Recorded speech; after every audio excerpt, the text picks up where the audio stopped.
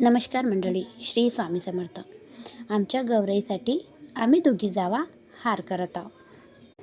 आणि माझ्या ज्या 2 मोठ्या जाऊबाई आहे ना, त्या आज गाठी पाडायच्या आहे, म्हणून त्यांच्यासाठी त्या धागे तयार करत आहे. नंतर मग आम्हाला गाठी पाडायच्या आहेत. माहीत आहे का, आमच्या गौराईला ना हात नाही आहे. खूप जुनी गोष्ट आहे. जेव्हा माझं लग्न होऊन मी इथे आले ना, तेव्हा माझ्या सासूबाईला मी म्हटलं की मी आजपर्यंत असं म्हणजे कधी पाहिलंच नाही की गौराईला हात नाही आहे. तर त्या मला म्हणाल्या, अगं आपल्या पण गौराईला हात होते, पण काय झालं, त्यांच्या हातात सोन्याच्या बांगड्या होत्या आणि चोरांनी नुसतं बांगड्या न नेता त्यांचे पूर्ण हातच नेले.